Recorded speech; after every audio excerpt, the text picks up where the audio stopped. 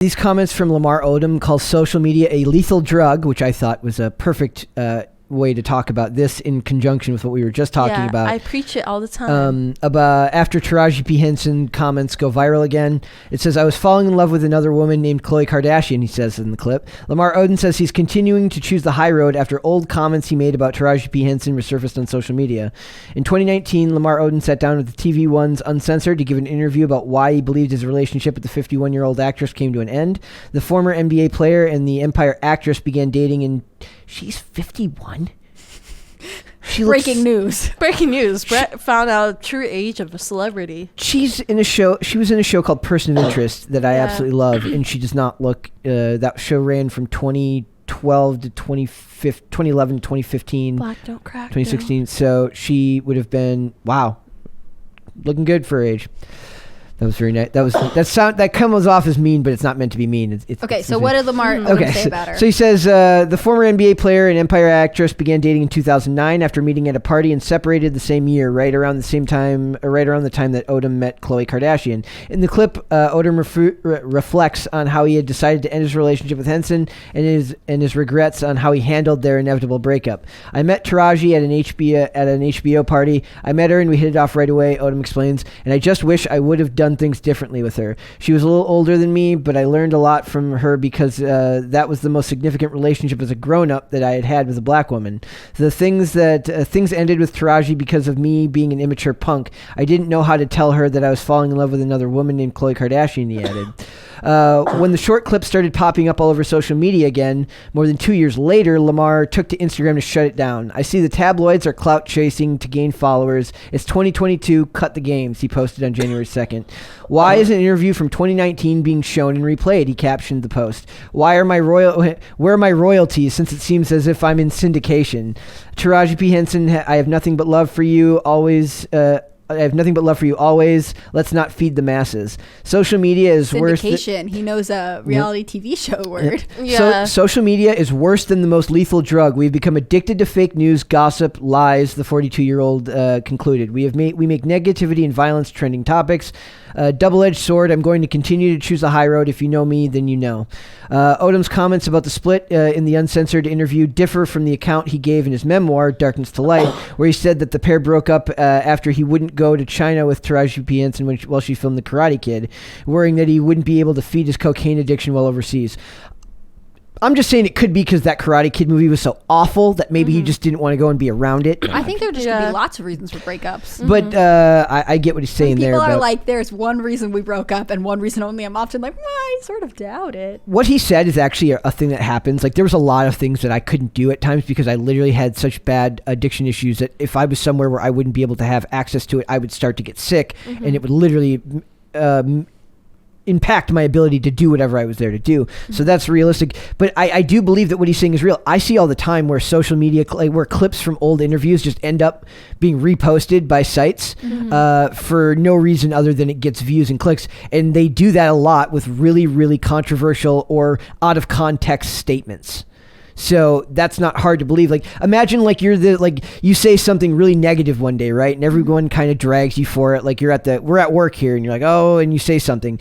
And then like a month later, we're all downstairs and somebody's like, hey, remember when you said this to this person? And they just bring it up out of nowhere. That's kind of what this is like. It's like that. I think because celebrities or like whatever that constitutes TV actors, reality TV stars, Instagram people, like because they function in some people's mind the way fictional characters do. They're so not real that like you could go back and reread your favorite book and be like, I'm still mad about that thing Mr. Darcy said. Yeah. But like on the other hand, I think we forget that the internet is forever. Like there are so many times that people are like, can you believe they are resharing this thing that I said several years ago? And like, we just need to remember as a collective that like the internet, just because you delete it or because you feel differently, like things go away. They might die down, they might be buried in your Twitter feed, but they are still a reality and tied to your name. And I don't think that we have as a culture adapted to coming out to being like oh, I have evolved since I said that, or I have like at one time in my life I believed this and I now believe that. You're not forgiven anyways. You're not allowed to be. You're And do you not need allowed to grow. And like, anymore. does he need to justify a breakup from a long time ago when he got married to Chloe and then they were married for several years and then they got divorced? Like, I get that social media is toxic, but like, you are just getting upset about it. Like, it would be like if I was like, Brett, But they're bringing up a tough time in his life, and I'm sure he gets annoyed because then people who never knew this story then start asking him about it. It's like, now I have to explain this shitty time in my life again. But does he have to? I'm saying he feels like he has to. I think that's the answer, though. I think social media makes us feel obligated to respond or justify ourselves, and we are actually not. Twitter has turned to everyone has to act like they're running for president. Everyone has to they're like, oh, there's this. My favorite, I said, like, when Israel-Palestine issues started coming up again, and we're not getting political, I was like, oh, thank God. I know nothing about that. I know the broad strokes of that conflict, so I don't need to have an opinion on it. Yeah. But these days, if you're a celebrity, you're expected to have an opinion, and the right opinion, the socially considered right opinion, on absolutely everything. But you actually, like, that's our thing. We expect you to, because it's like, oh, I've got to stay relevant and I've got to stay in the limelight and people will ask me. But if people ask you, just say I don't know, or that's not a topic I can comment on. Like, we forget that you don't actually have to do this. There's a lot of power in saying I don't know. No, exactly. And also, like, just because someone emails you a question doesn't mean you have to respond to it. Exactly. I get emails where they ask me, is this miracle? And I'm like, I'm not allowed to answer that because if I answered that, we're going to get bombarded. Right. And like, also, like, you don't owe the world your opinion, so you don't have to share it all the time. I think that, like, what's interesting, though, is I'm going to tie into something Miracle and I got excited about before. Yeah. So Lamar Odom, I don't know when this came out, but he is not disavowed from social media. And I think it's because it is addictive. We still kind of want to know what people think about us. Yep. And on his level, like, I'm sure he has a big enough following. You know, if I only have Instagram and I follow, like, the people I really know and go to college with, it might be different than someone who has, like, a platform into sponsorships and, you know, whatever. So Tristan Thompson is an NBA player who Khloe Kardashian has a child with. They've been on and off for a couple of years. And his personal trainer came out and said, in April we had an affair and I conceived a child. He was born early December. I want a paternity test and then I'm going to sue you for child support. Yeah. And he was like, absolutely not, because he and Khloe were together when this would have happened. Yeah. This didn't happen. And then there were messages of him on, like, Snapchat messaging her being like, even if it's mine, I'm not going to be involved in all, and I'm leaving the NBA, like, I'm retiring, so you couldn't even charge me for that much child support. You should just take this $75,000 I'm offering you. I'm not saying this is right or wrong, but this is, like, what was coming out. Today, he confirmed that they had done a paternity test and he's in fact that child's father. Yeah. And he, you know, issued this kind of statement about it and then said, Khloe, you deserve a lot better than I have treated you over the years. And Lamar Odom commented on a screenshot of these and was like, she's a great person, she deserves better than this. Yep. So in some ways, like, maybe he's trying to counteract he feels like he's turning his life around too, because since he's gotten sober, I'm sure he sees things more clear-headed now than he Well, he said, I'd love to talk, Khloe, I'd love to talk as friends.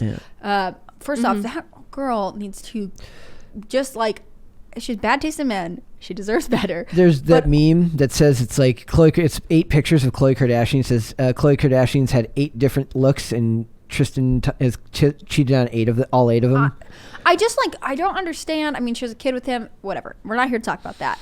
But it is interesting that, like, he makes a statement about how it's toxic and then is still reading other people's gossip. I mean, you know, they're divorced. I don't think they're involved in any way at all. They're not even friends, it seems like, right now. Yep. Why is he commenting? He's so mad people are bringing up an interview about his ex in the past, but he is still offering his opinion, which probably only makes the drama worse. I mean, I got a headline. It's like, Lamar Odom weighs in on, you know, Tristan Thompson's paternity scandal. Yeah. But, like, so you're still you're feeding social media the same way you're upset that people did when they unearthed a clip of you from several years ago. Exactly. Is it from 2019 or 2009, this interview? 2019. But it's not even that long ago. The relationship they're talking about with Taraki P. Henson was from 2009. But that means he was married to Khloe Kardashian from, like, 2009 to, like, what, 2013? That marriage that he is now commenting on is older, pretty much just as old as this breakup that he's mad people are talking about. It says, I don't think I ever connected with a black woman as deeply as I did with Taraki, and to be honest, because of that, it hurt much more more when we broke up soon after I decided not to travel with her. Our last phone call was brief. I assured her we'd pick up right where we left off when she returned, but I could sense deep down that she knew it was over. I was deflated when we hung up because I knew I was letting a good woman get away in the last time. It just sounds like he was really like he looks back, and maybe clear-headed, it's even harder for him now. Like, I understand that. Like, once you get free of all that stuff and you start to look back on decisions you've made with a clear mind, that can be twice as painful. So he's looking at it from his perspective while still commenting on others because he's not looking internally entirely. Well, okay, so there's a I did not follow this intentionally, but do you guys remember Jersey Shore? There was that one girl who dated that guy named Ron, but I don't remember her name, Samantha. And they did a bunch of reunions of Jersey Shore, and I remember reading a statement from her that was like, I'm in a very different place now mentally and emotionally, and I'm happy with it, and so I don't want to be involved in it anymore. And I think, like, from what I remember, people were like, she's the worst. Or, like, she was sort of like the least popular female character for a number of reasons. I can't imagine what that would have been like to live with that and to have people dragging those clips up. Like, I think, and I don't know if it's like a substance abuse thing for her or just an emotional mental health thing. Who knows? Emotional. But for both of them, when you change your life and you're healthier and you're thinking about things more clearly, I think we should allow both of them to be like, I don't want to comment on this anymore. You know, I think it's, I don't, you react however you want to, especially when you feel like you have to defend yourself the way Lamar Odom feels like he does. But like, I think he should just be able to be like, no, I'm not going to comment on that. You know? When the stuff comes at you on all sides at all times, and you literally have what's being said connected to a device in your pocket, it catches you at just the wrong time. You could say no, you could not respond 99 times out of 100, but there's always going to be that time where you're just in the right mental state at that moment where it pisses you off, and you can't keep yourself from saying, I'm very good at not responding to things that piss me off. Like, I do not start conflict on social media. People will call me out for stuff like related to other things, and I always bury it because I know that I consider the ensuing back and forth and whatever stupid shit that comes from it, I consider that to be both a waste of my time, and you're giving credence to what this other person's saying just by engaging. So I don't engage. But I understand, like, for a person like this, that's on such a higher level that they're going, and you can't stop looking at your phone because social media is absolutely addictive. Like, they're going to catch you. It's going to catch you in just the wrong moment where you're going to say the wrong thing. Like, you made the point earlier, and I've brought this up several times about that. If I was a legacy celebrity, meaning somebody who made their way through the arts, meaning movies or music, the stage, social media is nothing but a ticking time bomb to screw you over. You're eventually going to say the wrong thing. You're eventually going to have the wrong take on some issue. Just let your promotional team handle it, right? If you're a Jake Paul or a Kardashian where your brand is connected to your social media presence, you don't really have that option. But if but that's not true because they don't manage their own social media accounts. Like, if he was, Adele doesn't, I understand that, like, the Kardashians, that they have like assistants that post for them. That's my thing. Like, if you feel like you're in a place where you are in the public eye, but you're gonna work out of pocket, meaning like you're just gonna like have a hot take to something you're not, then just give your assistant your social media password. Like, if it's so addictive, don't even look at it. I'm saying more like, okay, like if you're a celebrity and you have a hot take on some political issue, right? Do you dictate that to your assistant to type, or do you type it yourself?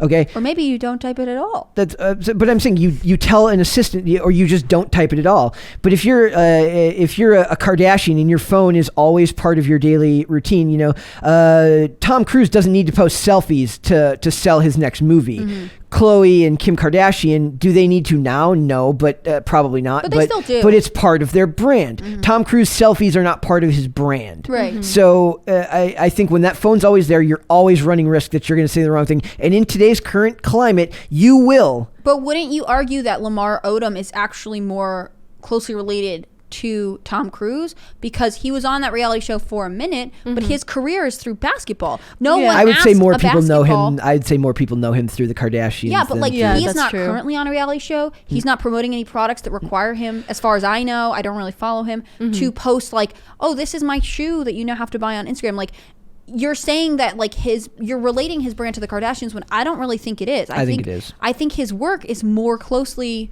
related to someone who makes money independently from social media. He doesn't need to be on. I mean, it's his choice. If he wants to check Instagram 100,000 times a day, go for it. Have a good time. And I agree with him that social media is addictive and can be toxic.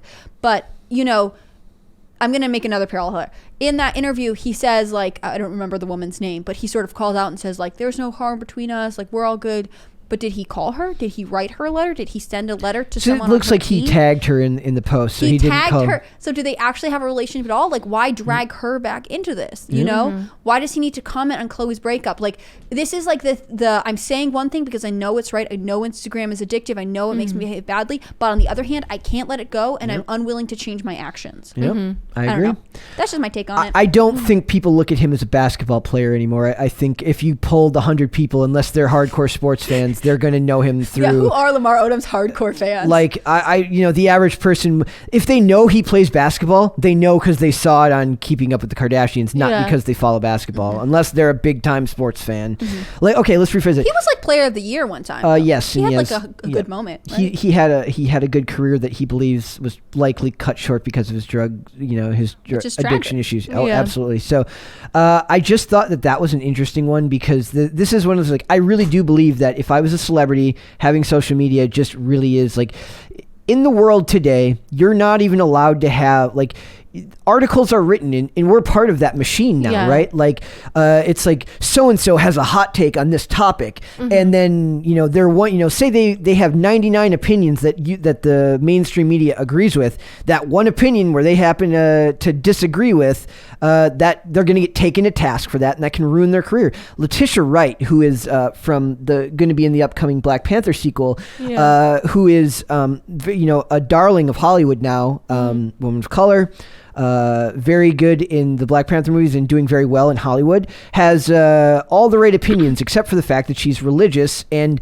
asked a few questions about the COVID vaccine that got people now saying that they want to recast Black Panther so that she's not the lead in the new movie. Yeah. So you can have 99 great opinions, but if you have that one wrong one, depending on who you're talking to, or the media will light a fire, or social media will light a fire, and then and then the media will throw gas on the flame. My favorite is always like, they're like, oh, so-and-so is being criticized for this. And then you look at who's criticizing them, and it's like Joe3232 on Twitter, who has 5 followers.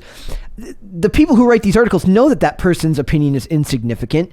But it proves that they can say the line, they were attacked on social media. Like, it's all I guess business. Technically you are right. Yes. But Joe3232, is his opinion really worth sharing? It's hard because, like, I know when I'm writing, sometimes it's like you want to express that, like, if you posted something on Twitter and it was unpopular and 100,000 people responded to you, but they were all people we don't really know, their opinion still matters. I mean, you still upset a lot of people. So if I were like, but if it's like Miracle tweets one thing and one random person says, that's dumb, like, I would be like called out on something. Yeah. It's not the same thing.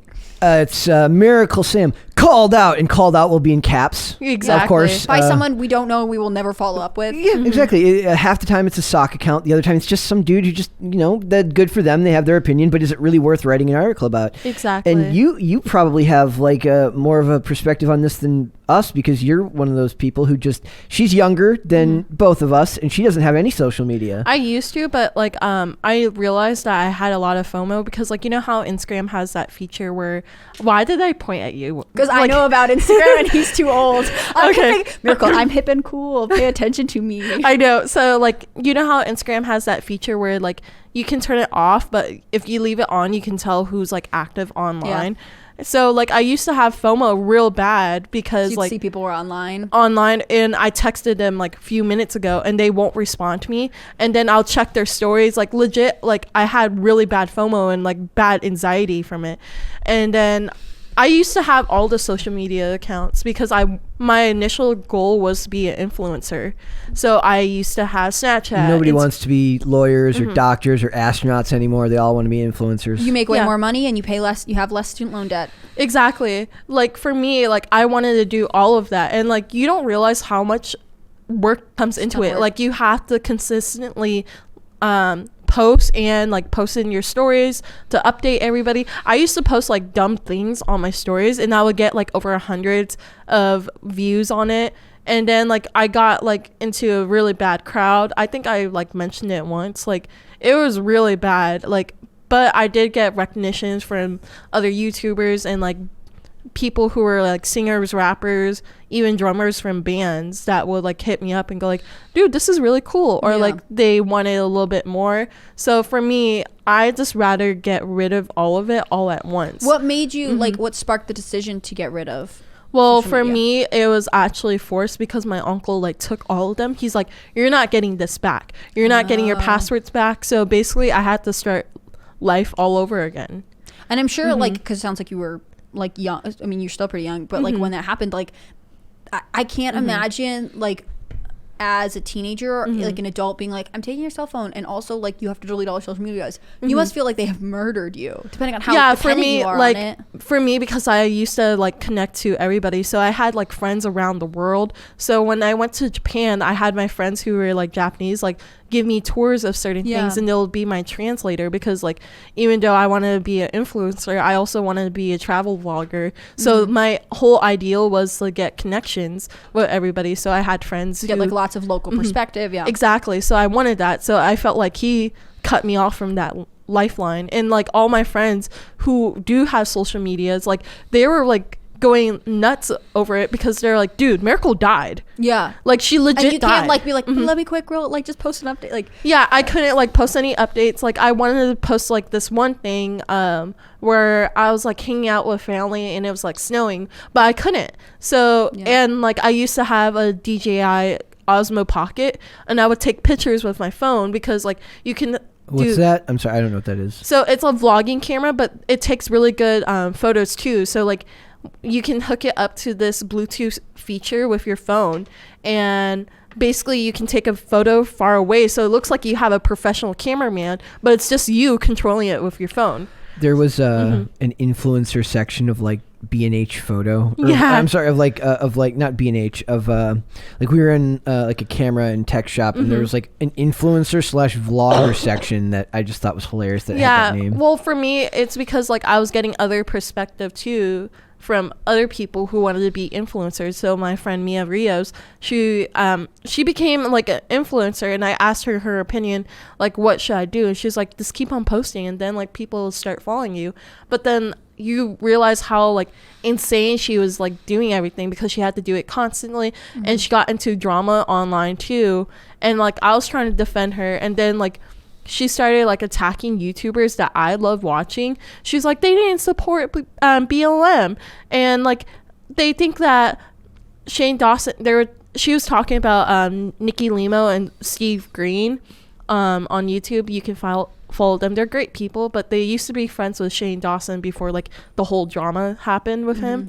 And she was like, dude, they think it's so funny to make fun of a 13-year-old and all of this. And I was like, no, they publicly apologized for that shit, and like she stopped talking to me after that. So I felt like I was like in the weirdest scenarios with like social media, because like I would get into unnecessary drama, and I would like watch like people, because I had like certain guys like will watch me every day.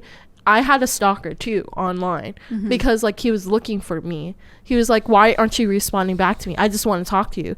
I just want, like, I want your attention now. Like, talk to me. So it got to that point where I was like, okay, I need to delete all social media. I know like I just barely got this phone like last year, because it was my replacement phone. But like for me, I was like so addicted that my family legit had to cut me off from it. Yeah, it's good that they did though, it sounds like. Yeah, because like I can't personally talk about it on here, but like it was really bad. I almost went down like really bad rabbit hole. But like but for me, I do feel bad, because I do want to talk to some of my friends that live in Cali, but I know like I kind of need to let them go. Like one day we'll reconnect, but I just need to let that part of my life go and just start from anew. So it's like basically a phoenix rising from the ashes. Thanks for watching this clip, guys. If you want to see full episodes or follow us on social media, links are in the description below. Bye.